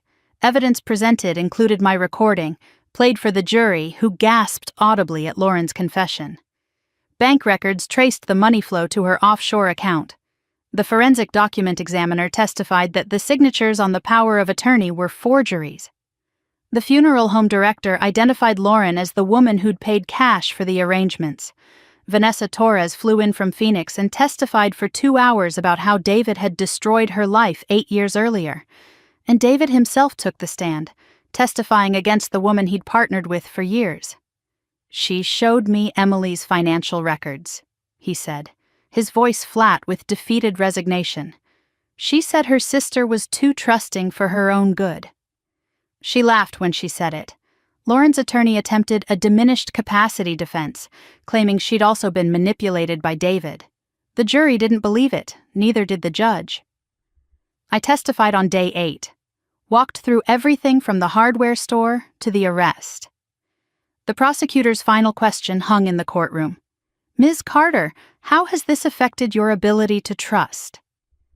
I looked at the jury, then at Lauren sitting at the defense table in her prison jumpsuit. I lost my fiancé, my sister, my relationship with my mother, and 2 years of my life. But I found something else. I found out how strong I am. Deliberations took 7 hours. Grace and Nathan waited with me in the courthouse hallway. Monica had taken time off work to be there. Vanessa had flown back from Phoenix because she'd waited 8 years for this moment and wasn't going to miss it. The jury filed back in just before 5 in the evening. Judge Catherine Marks presided from the bench, her face unreadable. Has the jury reached a verdict? We have, Your Honor. The foreperson stood, holding the verdict form. Guilty on count 1, insurance fraud. Guilty on count 2, forgery. Guilty on count 3, identity theft. Guilty on count 4, conspiracy to commit fraud. Guilty on count 5, theft by deception. Guilty on count 6, improper disposal of human remains, 6 counts, 6 guilty verdicts. Lauren sat motionless as each word landed, her face draining of color with every pronouncement. I felt nothing but quiet relief. Sentencing came 2 weeks later. Judge Marks reviewed the pre-sentencing reports and victim impact statements. The prosecutor read mine aloud. For 6 months, I grieved a man who was alive. I trusted a sister who was stealing my future. I signed papers through a fog of pills she gave me, never knowing I was signing away everything I had. Lauren Carter didn't just steal my money. She stole my ability to trust, my relationship with my mother, and 2 years of my life I can never get back. I don't ask for revenge. I ask for justice. I ask that she never be able to do this to anyone again. Lauren was given the opportunity to speak. She stood, looked at me, and said the words I'd expected. "I'm sorry for any pain I caused." Flat, rehearsed, unconvincing. Judge Marks was not impressed. "Lauren Michelle Carter," she said, her voice hard, "I sentence you to 15 years in Nevada State Prison. You will not be eligible for parole for a minimum of 10 years. Lauren swayed. Her attorney steadied her. Additionally, the judge continued, "You are ordered to pay restitution in the amount of $1.8 million to Emily Carter and associated victims." The bailiff moved forward with handcuffs. Lauren turned to me one last time, her eyes searching for something. Forgiveness. Fear. Regret. I gave her nothing. She was led through the side door toward prison transport. I watched my sister vanish through that door and felt the strangest sensation. Not triumph, not sadness, just quiet. The courtroom buzzed around me. Reporters shouted questions. Grace squeezed my shoulder. Vanessa was crying, 8 years of waiting finally resolved. But I just sat there, staring at that closed door, thinking about the woman who'd walked through it. She wasn't my sister anymore.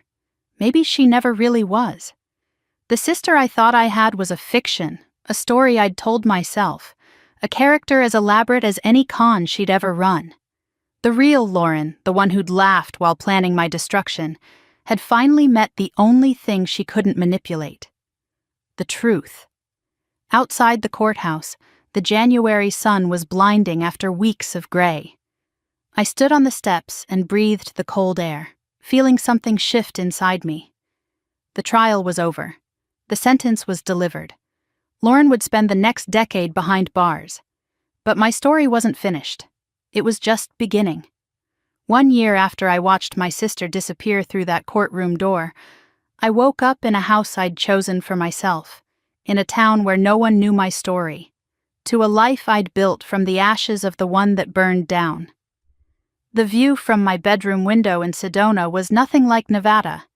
Red rock formations glowing in the morning sun, juniper trees dotting the landscape, a sky so blue it almost hurt to look at. I'd come here to heal. I stayed because I'd finally found something I'd lost a long time ago. Myself. My morning routine was simple now. Coffee on the back patio, watching the sunrise paint the rocks in shades of orange and gold. No alarm clock. I woke when my body was ready. The silence here was different from the silence of grief. It was peaceful, chosen, earned. I was 36 now. My birthday had passed quietly with a hike through Cathedral Rock and a phone call from Monica, the woman who'd lived in Reno, who'd trusted blindly, who'd signed whatever her sister asked. She felt like a stranger now. Not because I'd rejected her, but because I'd evolved past her. She was the caterpillar. I was whatever came after. 8 months ago, I started a business. Carter Recovery Consulting. Financial consulting for fraud victims, helping people navigate the legal and emotional aftermath of being betrayed by someone they loved. My clients found me through referrals, through the news coverage of my case, through word of mouth in support groups I'd started attending.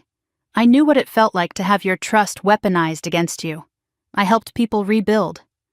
Most days I worked from my home office, video calls with clients across the country. My current caseload was 12 active cases, 3 of them pro bono. The pro bono clients were always the ones who reminded me most of myself.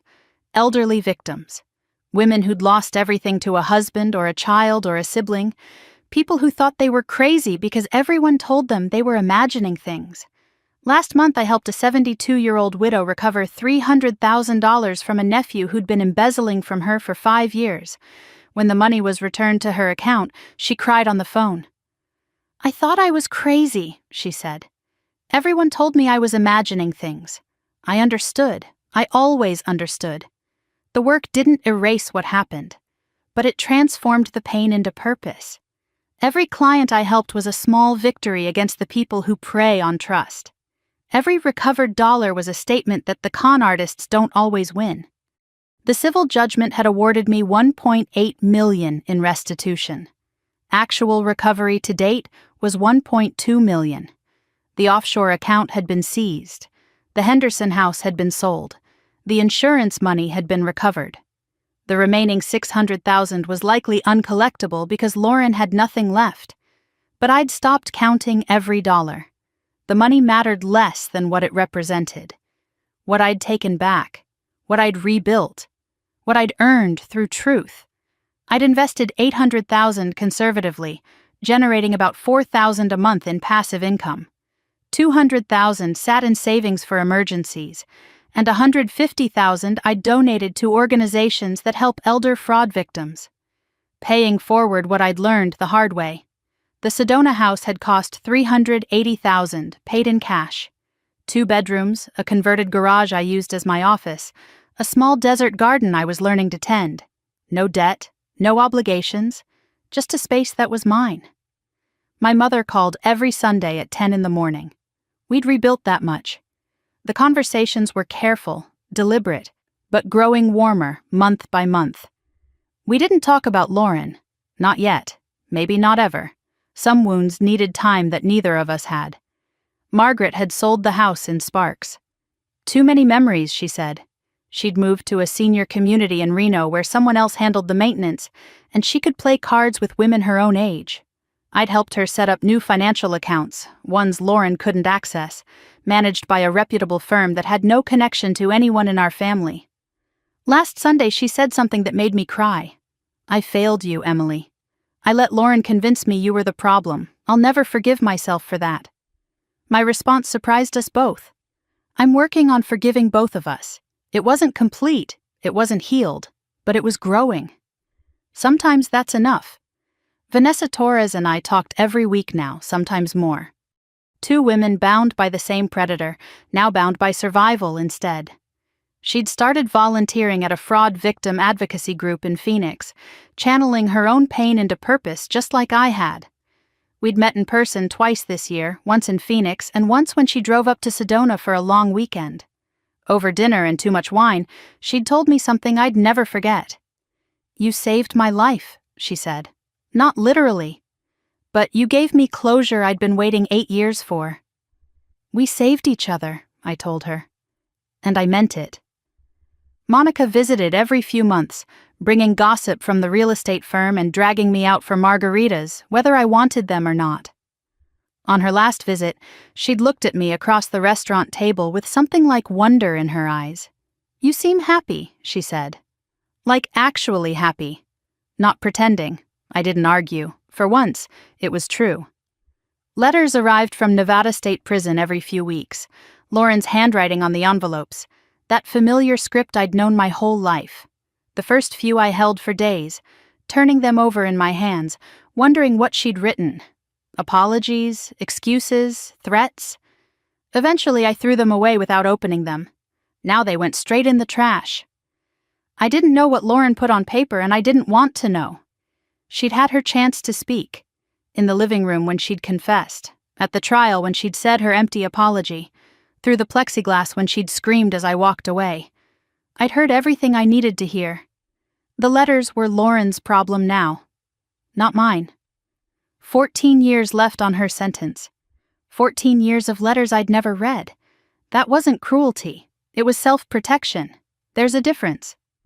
Sometimes, In the quiet evenings when the sun dropped behind the red rocks and the first stars appeared, I thought about who I used to be. The woman who got engaged and trusted blindly and believed that love would protect her from harm. The woman who'd signed papers through a fog of pills and grief, never questioning the sister who held the pen.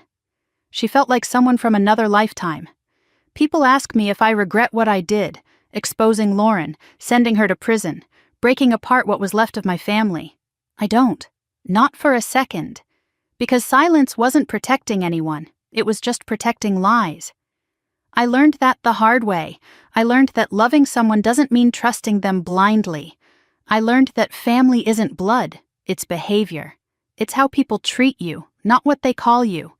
And I learned that it's never too late to demand what you deserve. Never too late to choose yourself. Never too late to begin again. If you're listening to this story, maybe something in it sounds familiar. Maybe you have a sister who always handles everything, a partner who controls the money, a family member who makes you feel crazy for asking questions. Maybe you've been ignoring a feeling in your gut that something isn't right. I ignored that feeling for 2 years. It cost me everything I had. But here's what I want you to know. It's never too late. It's never too late to ask the questions, to demand answers, to protect yourself. It's never too late to take everything back, because the only thing more powerful than betrayal is the truth. And the truth will always win if you're brave enough to find it. That's my story. The true story of how I lost everything to the people I loved most, and how I took it all back. If this story resonated with you, I hope you'll share it with someone who needs to hear it. A friend, a sister, a mother. Someone who might be living their own version of this nightmare. Leave a comment below and tell me your story. I read every single one. Your experience matters. And if you haven't already, hit that subscribe button. I'm not going anywhere, and neither are you. We're survivors, we're strong, and together we're unstoppable. Thank you for listening. Thank you for believing me. And remember, it's never too late to begin again. My name is Emily Carter. I'm 36 years old, and I'm finally free. This story is fictionalized for dramatic effect.